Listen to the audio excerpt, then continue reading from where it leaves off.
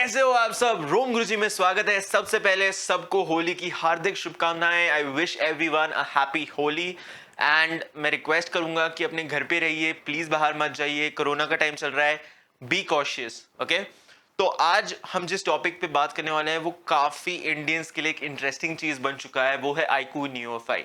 पर मैं आपको iQOO Neo के स्पेक्स वेक्स कुछ नहीं बताऊंगा, उस पे मैं ऑलरेडी एक वीडियो कर चुका हूं। चाहिए तो आई बटन पे जाके आप वो देख सकते हो, जहां पे आपको इसके सारे स्पेक्स पता चलेंगे।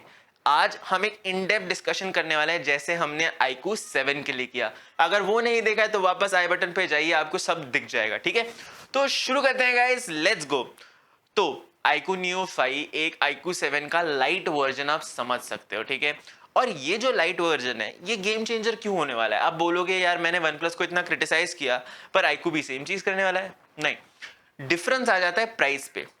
अभी आपने, जैसे मैंने iQOO 7 के वीडियो में भी आपको बताया था कि iQOO बहुत ही टैक्टफुली अपने फोन लॉन्च कर रहा है। ठीक है, ऑब्वियसली वन प्लस भी अपना 9R बाद में लॉन्च करने वाला है, पर अगर आप करंट रिव्यूज देख रहे होंगे, लोग इतने अनइम्प्रेस्ड हैं 9 सीरीज के साथ, लोगों के कमेंट्स इतने बुरे हैं 9 सीरीज के साथ। क्यों? फोन बुरा नहीं है, क्योंकि प्राइसिंग बुरी है। और ये एक जगह है जहां पे iQOO के जीतने के बहुत चांसेस हैं, और मैं आपको इसमें बताता हूं क्यों। पहले तो आप स्ट्रैटेजी समझिए इसमें क्या होता है। iQOO 7 एक प्रीमियम लेवल पे लॉन्च होगा, मतलब क्या 35,000 के ऊपर। बट जो लोग अभी iQOO 3 लेने की सोच रहे थे, ठीक है, उनको iQOO 3 मिल रहा था 25,000 के ऊपर। iQOO Neo 5 आएगा 30,000 की रेंज में। मतलब अगर आप इन तीनों फोन्स को साइड बाय साइड रख देते हो तो आपको तीन फोन मिलेंगे जो 25,000, 30,000 और 35,000 की रेंज में आएंगे, और तीनों किसी ना किसी टाइप के फ्लैगशिप प्रोसेसर और फीचर्स के साथ आएंगे। और यहीं पे iQOO वन प्लस से गेम जीत जाता है, क्योंकि उनकी टोटल सीरीज की कॉस्ट वन प्लस की सीरीज से कम है। और आप बोल रहे हो कि सिर्फ वन प्लस के साथ कंपैरिजन क्यों है। सिर्फ वन प्लस के साथ कंपैरिजन इस एक रीजन के साथ की जा रही है, क्योंकि iQOO वन प्लस ने छोड़ी हुई जगह, जो फ्लैगशिप किलर लेवल है, वो लेना चाहता है, और इसलिए ये प्राइसिंग सेट की जाएगी। तो आपको अभी तो प्राइसिंग के बारे में पता चल गया, पर फीचर्स क्या आएंगे, सॉफ्टवेयर में क्या होगा, फीचर्स क्या आएंगे। अब आप सोचिए, सबसे पहले आएगा iQOO 7 जो स्नैपड्रैगन 888 के साथ आएगा। ठीक है, तो जब स्नैपड्रैगन 888 के साथ आने वाला फोन आएगा तो लोग इन जनरल उसको एक्सपीरियंस करेंगे, खरीदेंगे, कंप्लेन करेंगे, अप्रिशिएट करेंगे, ये सब होगा। और इसके बाद Neo 5 आएगा। तो जितनी आपको इंटरनल इंफॉर्मेशन अभी मिल रही है, Neo 5 के इंडियन वेरिएंट का सॉफ्टवेयर और फर्मवेयर अभी तक बिल्ड नहीं किया गया है। तो आप बोलोगे भाई ये तो अच्छी बात थोड़ी ना है। नहीं, ये अच्छी बात है, क्योंकि iQOO क्या करेगा, iQOO 7 जब आएगा, ठीक है, उससे आने वाला डेटा यूज करके iQOO Neo 5 के सॉफ्टवेयर को बेटर बनाएगा। अब ऑब्वियसली ये यूजुअली होता है कि लाइट को पहले टेस्ट करना चाहिए और फ्लैगशिप को बाद में, बट फ्लैगशिप के बायर्स हमेशा लाइट से कम रहते हैं। तो जो फीडबैक आपको टॉप नॉच फ्लैगशिप बायर से मिलता है, उसकी कंपैरिजन में बहुत ज्यादा फीडबैक आपको लाइट वेरिएंट्स में मिल सकता है, जिसकी वजह से काम करना डिफिकल्ट हो जाता है। तो अगर आप एक एक्सपीरियंस की बात करोगे तो आपको सबसे ज्यादा फ्लूइड एक्सपीरियंस Neo 5 में आएगा, सबसे कम कॉस्ट में। अब आप बोलोगे 870, 888 इन चिपसेट में तो बहुत फर्क है। तो मैं आपका ये भी डाउट क्लियर करता हूं, बहुत ही माइन्यूट फर्क है। एक तो एक बैंड मिसिंग आएगा आपको 870 में 888 की जगह, और आपको कुछ गीगाहर्ट्ज का अपग्रेड मिलेगा 870 के ऊपर 888 में। एंड वो कुछ गीगाहर्ट्ज पता है कितने हैं? 0.1 गीगाहर्ट्ज। तो it doesn't make all that much sense कि भाई क्या क्रेजी डील है, 888 बहुत ही ज्यादा आगे है 870 के साथ, ऐसा कुछ नहीं है। ठीक है, तो एक बट अगर आपको उसमें 5,000 का बजट कम हो रहा है और फोन आपके बजट में फिट हो रहा है, तो ऑब्वियसली एक बेटर चीज हो जाएगी आपके साथ। इसके साथ obviously fast response rate, iQOO का प्रीमियम बिल्ड एंड फिनिश, ये सब आपको Neo 5 में मिलेगा। तो इन दिस केस ये एक डायरेक्ट कॉम्पिटिटर बन जाता है OnePlus 9R के लिए, और वो उसको काफी नीचे से काट देता है। इसके बाद अगर हम 5G बैंड्स की बात करेंगे, पहले पिछले वीडियो पे बहुत लोगों ने पूछा था कि 5G बैंड्स कितने आएंगे। तो एक चीज आपको मैं बहुत ही फ्रैंकली बताता हूं, अगर आप OnePlus से कंपेयर करोगे, किसने कहा iQOO 3 में तो सिर्फ 3 है, OnePlus 9 Pro में 2 है, और वो 67,000 का आता है। तो कोई ऐसी टेंशन लेने की ज़रूरत नहीं है। आपको अभी तक पता भी नहीं है इंडिया में क्या बैंड्स आएँगे, और जो भी आएँगे, अभी तक आपको 4G की पूरी स्पीड नहीं मिलती है। आपको 5G की पूरी स्पीड मिलने में एजेस लग जाएँगे, ठीक है? तो आप उस चीज़ पे अभी कॉन्संट्रेट ना करें तो बेहतर है, क्योंकि एटलीस्ट 2 से 3 साल आपको मिनिमम लगेंगे आपका 5G इंडिया में आने तक, और तब तक 5G मॉडेम्स ऑलरेडी अपग्रेड हो चुके होंगे। इसके बाद अगर मैं बात करूं कि आपको क्या स्पेशल देखने को मिल सकता है iQOO Neo 5 में, तो iQOO Neo 5 जब चाइना में लॉन्च हुआ, वो ओरिजिन ओएस इनबिल्ट के साथ लॉन्च हुआ। अब ओरिजिन ओएस इंटरनेशनल मार्केट्स में आने की गुंजाइश इतने जल्दी तो नहीं है, तो हो सकता है कि FunTouch OS 11 पे बेस्ड iQOO UI 2.0 के साथ iQOO Neo 5 आए। तो सॉफ्टवेयर वाइज आपके लिए वो एक बहुत ही बेहतरीन एक्सपीरियंस होगा, एक अपग्रेडेड एक्सपीरियंस होगा।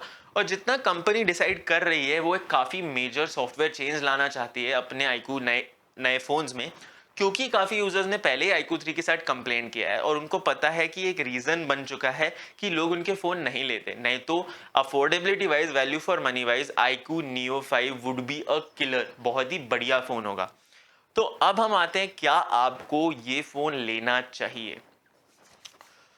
तो अभी जैसे मैंने बोला, आपकी 3 कैटेगरी सेट हो गई है। 25,000 में आपको iQOO 3 मिल सकता है, 30,000 में आपको iQOO Neo 5 मिल सकता है, और 35,000 में आपको iQOO 7 मिलेगा। तो तीनों फोन्स एक स्टेज, एक लैडर टाइप के लेवल में है। 65-70 के बीच में थोड़ा ज़्यादा फर्क है, बट उतना नोटिसेबल कुछ फर्क नहीं है। 70 और 88 में उससे कम नोटिसेबल फर्क है। तो अगर आपका बजट कंस्ट्रेंट है, तो आप iQOO 3 या iQOO Neo 5 दोनों के साथ जा सकते हो। पर आपको कुछ पॉइंट्स मैं तब भी बता देता हूं जो एक इम्पॉर्टेंट आपके लिए होंगे। पहले तो दोनों नए फोन्स जो iQOO के आने वाले हैं, Neo 5 और iQOO 7, इसमें हेडफोन जैक्स नहीं आएंगे, इसमें गेमिंग ट्रिगर्स नहीं आएंगे। गेमिंग ट्रिगर्स सिर्फ iQOO 3 में अवेलेबल है। इसके बाद अगर हम बात करेंगे तो iQOO 3 शायद कुछ दिनों में बिकना बंद हो सकता है, क्योंकि नए फोन्स आने के बाद वो ऑब्वियसली प्रायोरिटी मैन्युफैक्चरिंग की नए फोन्स को देंगे। अगर आप iQOO 7 की तरफ जाते हो, तो आपको बहुत ही प्रीमियम बिल्ड, फिनिश और कलर्स मिलेंगे, जो आपको प्रॉब्ली iQOO Neo 5 में नहीं मिलेगा, सिंस वो एक लाइट वर्जन है।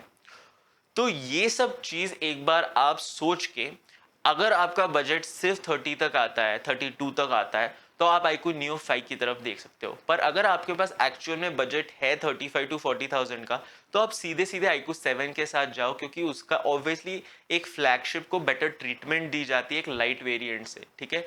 तो आपको अगर उतना बजट है, आप डायरेक्ट 7 की तरफ जाओ, आप बाकी की तरफ मत देखो। और 7 में इसलिए बोल रहा हूँ क्योंकि वो भी अपनी प्राइस सेगमेंट में बहुत वैल्यू फॉर मनी है। ऑब्वियसली Neo 5 का वैल्यू फॉर मनी ज्यादा बन जाता है, क्योंकि प्रोसेसिंग पावर में एक्चुअल डिफरेंसेस बहुत कम है।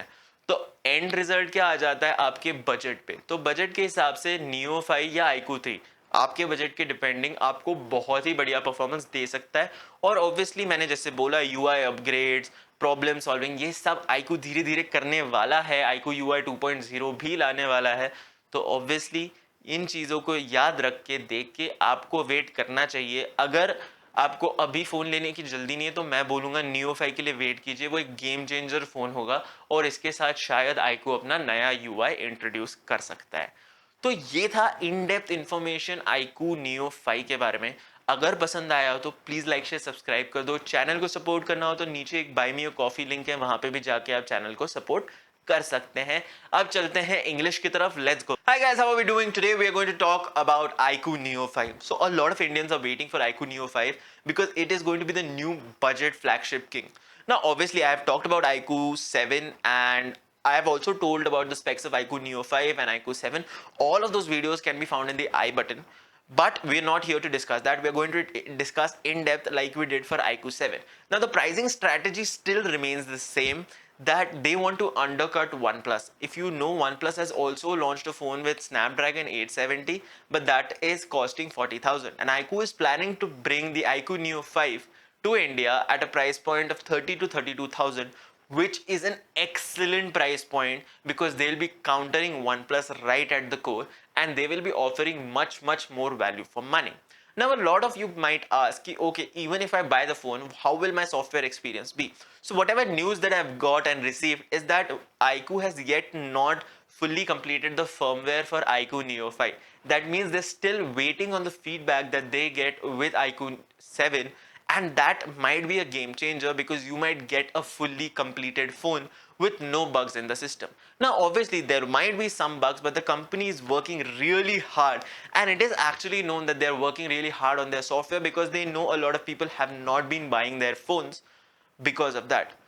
I would like to tell you that Origin OS will not be coming to Neo 5 because Origin OS is not an international OS. It might come with the iQOO UI 2.0 based on Android 11's FunTouch OS 11, right? So you need to have that in mind. It will not come with Origin OS, but will come with a better software, with better features, obviously.